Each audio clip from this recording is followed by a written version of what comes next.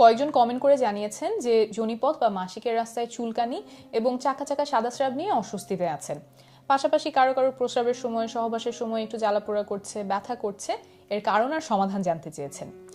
যেই অভ্যাসগুলোর কারণে এই সমস্যাটা দেখা দেয়, কিন্তু এগুলো আমাদেরকে কেউ শেখায় না, কেউ বলে দেয় না, সেগুলো নিয়ে আজকে আমি আর ডাক্তার ইমা ইসলাম কথা বলবো। আর এই সমস্যাটা যদি দেখা দিয়েই দেয়, তখন বাসায় বসে কি করবেন আর চিকিৎসা কি সেটাও শেষে বলে দিব। তো এই যে যোনিপথে বা মাসিকের রাস্তায় চুলকানি, চাকা চাকা সাদা স্রাব, এটা সাধারণত হয় ফাঙ্গাল ইনফেকশনের কারণে। অনেকের ক্ষেত্রে এটা দেখা দেয় কারণ যোনিপথটা ভেজা থাকে। তো যোনিপথটা তো দিনে বিভিন্ন কারণেই ভেজাতে হয়, পরিষ্কার করতে হয়। পরিষ্কার করার পরে একটু খেয়াল করে সময় নিয়ে জায়গাটা শুকিয়ে নেবেন। আর পরিষ্কার করার ক্ষেত্রে অবশ্যই মাথায় রাখবেন যে মাসিকের রাস্তার ভেতরটা কিন্তু আপনার পরিষ্কার করতে হবে না, এটা নিজে থেকেই নিজেকে পরিষ্কার রাখে। শুধুমাত্র বাইরের জায়গাটা পরিষ্কার করবেন। পরিষ্কার নিয়ে ডক্টর ইমা ইসলাম, আপনি একটু আগে একটু বলছিলেন যে যে জিনিসগুলো দিয়ে অনেকে পরিষ্কার করে, যেটা আমাদের এই ফাঙ্গাল ইনফেকশনের সম্ভাবনা বাড়ায়। হ্যাঁ, ওই যেটা বলছিলাম সেটা হলো যে অনেকে দেখা যায় যে সাবান, শাওয়ার জেল এগুলো ইউজ করছেন।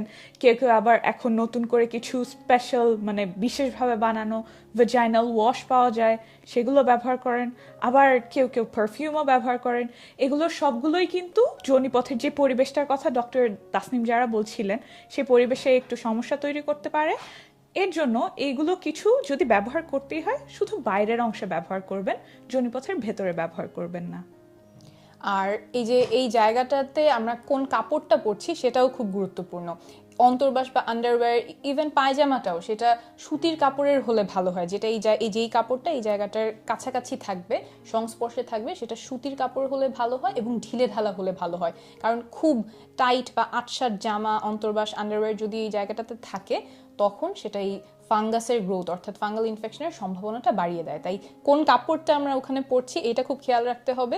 সুতির কাপড়, ঢিলে ঢালা কাপড় হলে খুব ভালো হয়। আরেকটা কথা, আমাদের দেশে অ্যান্টিবায়োটিক অনেক সহজলভ্য। দেখা যায় বিভিন্ন রোগটোগ হলে ফার্মাসিতে গিয়ে আমরা অ্যান্টিবায়োটিক কিনে খেয়ে ফেলি। এখন অ্যান্টিবায়োটিক খেলে সমস্যাটা যেটা হয়, অ্যান্টিবায়োটিক শরীরের খারাপ জীবাণুগুলোকে তো মেরে ফেলেই, সাথে ভালো জীবাণুগুলোকেও মেরে ফেলে। তো যোনিপথে থাকা যে ভালো জীবাণুগুলো থাকে সেগুলোও মরে যায়, যোনিপথের যে স্বাভাবিক ভারসাম্য থাকার কথা সেটা নষ্ট হয়ে যায়। ফলে ফাঙ্গাসগুলো বেড়ে গিয়ে ফাঙ্গাল ইনফেকশন হতে পারে।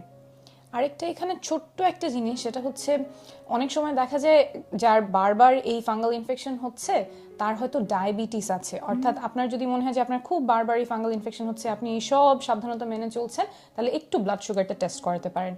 আর কিছু স্বাভাবিক কারণেও হতে পারে, যেমন অনেক সময় যারা গর্ভবতী আছেন তাদের যে শরীরে পরিবর্তনগুলো আসে সে কারণে ফাঙ্গাল ইনফেকশন হওয়ার সম্ভাবনা একটু বেড়ে যেতে পারে।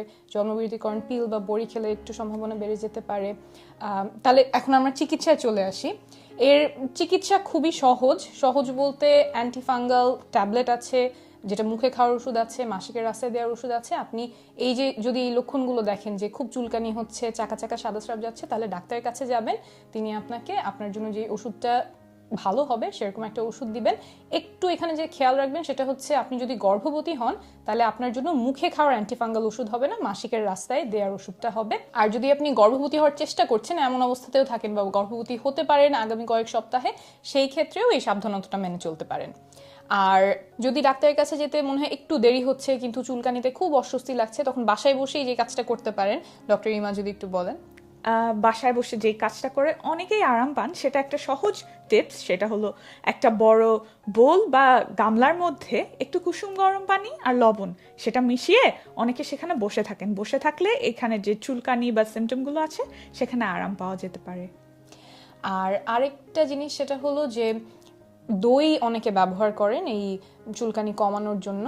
এটা নিয়ে একটা গবেষণা আছে, তেহরান ইরানে 2015 সালে প্রকাশিত একটা গবেষণা আছে, যেখানে দেখা গেছে যে অ্যান্টিফাঙ্গাল ক্রিমের সাথে তুলনা করা হয়েছে মধু এবং দইয়ের একটা কম্বিনেশনে তৈরি করা একটা ক্রিম।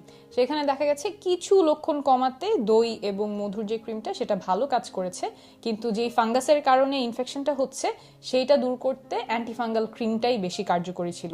তো আমার যদি ফাঙ্গাল ইনফেকশন হয় তাহলে আমি আসলে দই বা টক দই, মধু এগুলো ব্যবহার করবো না, আমি অ্যান্টিফাঙ্গাল ক্রিমের দিকেই যাব। তো এইটাও আপনারা মাথায় রাখতে পারেন। আচ্ছা, শেষে একটু বলে রাখি, এই যে চাকা চাকা সাদা স্রাব, চুলকানি, এগুলো হলে তো আপনি ডাক্তারের কাছে যাবেনই এবং উনি দেখবেন যে ফাঙ্গাল ইনফেকশন কিনা, তারপর ওষুধ দিবেন। এইগুলো ছাড়া যদি আপনার দেখেন যে প্রস্রাবের রাস্তায় জ্বালাপোড়া হচ্ছে বা সহবাসের সময় জ্বালাপোড়া ব্যথা হচ্ছে কিন্তু চুলকানি নাই, চাকা চাকা সাদা স্রাব নাই, তাহলেও আপনি অবশ্যই ডাক্তারের কাছে যাবেন, কারণ এগুলো অন্য কোনো কারণে হতে পারে, প্রস্রাবের রাস্তায় ইনফেকশনের কারণে হতে পারে, এবং এটার চিকিৎসা খুব গুরুত্বপূর্ণ।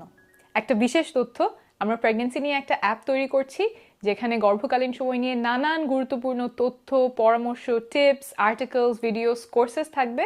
তাই আপনি যদি গর্ভধারণ করে থাকেন বা গর্ভধারণ করার পরিকল্পনা করে থাকেন, তাহলে নিচে একটা ফর্ম থাকবে যেখানে আপনার ইমেল অ্যাড্রেস বা ফোন নাম্বার দিয়ে রাখতে পারেন। আমাদের অ্যাপটা তৈরি হয়ে গেলেই আমরা আপনাকে ডাউনলোড লিঙ্কটা